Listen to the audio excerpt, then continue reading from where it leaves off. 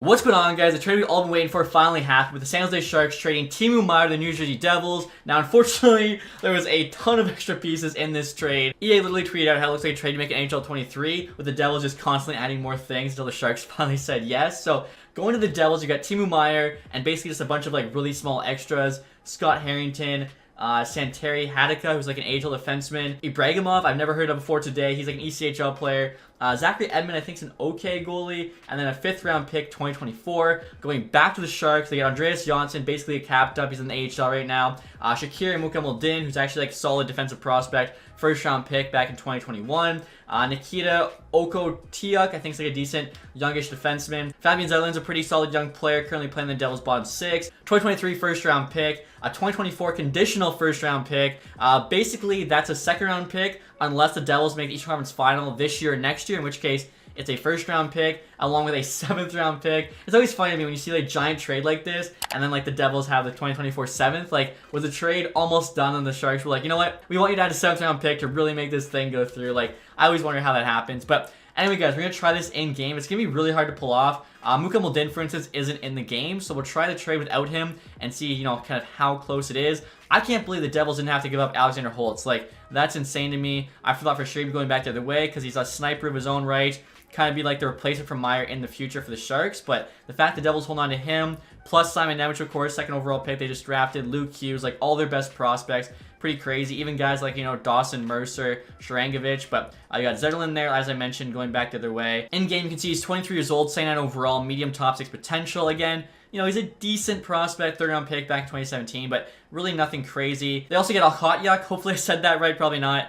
In-game, 21-72, medium top 6 defenseman potential. And I actually skipped over him, but Andreas Johnsson here, 27 years old, 82 overall. Obviously, he's probably not an 82 if they have him playing in the AHL right now. I think an 82 could definitely help your team out. That's where, you know, the ratings aren't as good. By the way, guys, my custom roster will be out tomorrow, so stay tuned for that. Draft picks here, 2023 1st, and then we'll start with the 2024 2nd. If they say no, we'll add the 2024 1st. But unfortunately, like, we can't even literally add all the pieces. Like, we don't have the 7th round pick here. As I mentioned, Mukhamadullin isn't in the game. But getting back here, Timo Meier, the main piece. 25 years old, 8 overall, medium potential. 1 year left there on that $6 million deal. Now, if they want to qualify him, it's going to cost $10 million. So chances are they probably come up with like a new contract, maybe like a $9 million deal, or he just goes to free agency, or they pay him the $10 million. Like, we'll obviously have to wait and see. I realized after recording, guys, I didn't mention what I think of Timo Meier as a player. Obviously, a very solid power forward. Still so young, too, at 26 years old. Like, he's got a ton of career left for him, which is why I love this trade so much for the Devils. I can see this season almost a point per game. Last season, a point per game. So, clearly a very good player, as I'm sure most of you already knew. Now, behind Meier, as I mentioned, just a bunch of, like, random things. Hatakka here actually has better potential than I thought. 21 years old, 73 overall, medium top 6. They also get Scott Harrington there, 29.75, just an extra defenseman. Zacharie Émond. I feel like the ECHL player won't be here. And I just realized his name's not Émond, it's Émond. My apologies, guys. And on top of all that, they also get back a 2024 5th round pick. So, as you can see, a massive trade here. Devils would have too many goalies. Are you kidding me? Well, he's got like pretty much no value, so we'll get rid of that. The Devils will be able to leave maximum salary cap, that's right. I forgot the Sharks also retained 50% on this deal, so looking at it, I don't think the Sharks are going to say yes. Medium trade difficulty, they want Johnsson 1st and 2nd, only the 5th on the block. Value's on our side, but like Meier's the best piece, plus a 50%. I'm going to guess this is a no. And yeah, trade's rejected, so we'll assume Devils make the Eastern Conference Final this year and next, and they actually give up 2 1st round picks. Would this trade then go through? Trade still rejected. They want to keep the salary. Alright, guys, so just finished doing some tinkering to get this trade a bit more accurate, as well as the best possible offer we can make with the Devils in game. Obviously, only allowed 5 assets on each side. Meier there just lowered his contract to $3 million, which is what we're taking back. That way the computers don't worry about retaining 50%, because like in game, it's just not realistic. Especially because in real life the trade happened at the deadline, but in game it's the beginning of the season. Hatakka's still there, same with Harrington. I was able to add Émond just by trading away one of our goalies. 5th round pick, 2024. We've got Zetterlund there, Johnsson. Justin Barron here is actually taking the place for Mukhamadullin. Simple reason because same potential and rating that I've got on my custom roster. I think Mukhamadulin's literally 75 overall, medium top 4. As well, too, they're from the same draft class, 2020. I think I might have said 2021 before. So I feel like they're the same age, rating potential. It's going to give us pretty much the exact same trade value. We've also got the 2 1st round picks there, assuming they do make the Eastern Conference Final in one of the next 2 seasons. So we're making the best possible offer the Devils can for Timo Meier. Let's see what the Sharks say here. Trades accepted. Okay. So adding Barron in, the 2 1st round picks, no salary retention.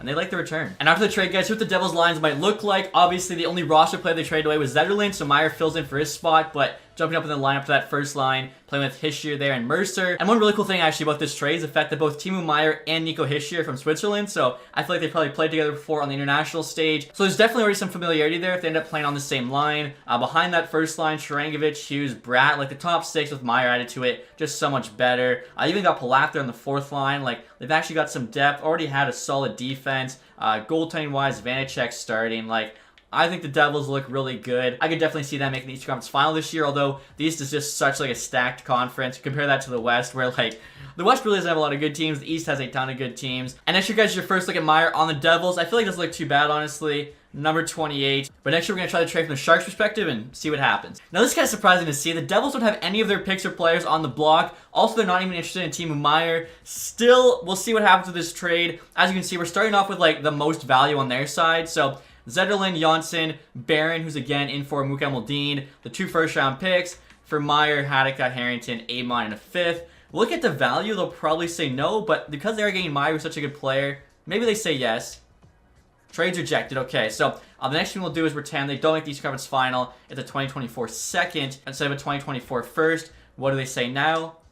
Trade is still rejected. That's kind of crazy. Now, next year, guys, really the only thing we can do to see if the Devils might say yes is taking out Barron for Okhotiuk, who obviously was part of the trade as well, but I can only do 5 things. Maybe in the next NHL game, they can have it up to 6. So I will try this now. Obviously, like I said, no more Mukhamadullin. I feel like the Devils should say yes. The value's a little bit closer here. And they still say no, so that's crazy. In-game, EA feels like the Sharks won this trade and the Devils lost, as obviously Sharks said yes, Devils said no. In real life, though, I think the Devils definitely won this trade. Like, the highest value piece by far in Timo Meier, and really, this is like your classic quantity for quality trade. Like, Zetterlund's okay, Johnsson's minors, a first and a second, you never know what those picks will be. They could be great players, they could be bust. Okhotiuk's okay. Mukhamadulin's like a pretty good piece too, but again, another blue chip prospects. Nemec, Hughes, Holtz, Mercer, etc. Like, I think the Devils did great work here. And after that trade, guys, here's what the Sharks lines might look like when healthy. It's not great. I'm not gonna lie. You got Zetterlund as their first line left wing. I feel like they just got him in a trade as a young player. Why not try him on that first line with Couture, Barbanov? Second line there, LeBanc, Hurdle, Johnsson. I feel like, again, he was in the minors. Why not call him up, see what he can do for you? Maybe you keep him for cheap next season. The bottom 6 isn't terrible. Defensively, obviously, the best player on the team by far this year is Erik Karlsson. Ferrell, though, is definitely taking a step back. Vlasic's been okay as a defensive defenseman. Benning's been okay. Nunavera's out. Simek's an okay defenseman. Goaltending-wise, Reimer, Kakinen, they're also both just okay. So, really curious to see kind of if the Sharks are done here or not. Obviously, there's been a lot of rumors about Karlsson potentially getting traded, especially to the Oilers. That'd be a crazy trade. Like, I'd love to see their turn on that one. So, looking like a pretty much full teardown here for the Sharks. In which case, I really do feel like Karlsson's going to get traded. He's at his peak value right now, having a career season. 5 more years at $11 million. Trade him right now while you can, but obviously we'll have to wait and see what happens. Hopefully you guys enjoyed this one. If you did, leave that thumbs up. Let me know in the comment section which team you guys think won the trade. And as always, guys, thank you so much for watching. Have a nice day. Goodbye.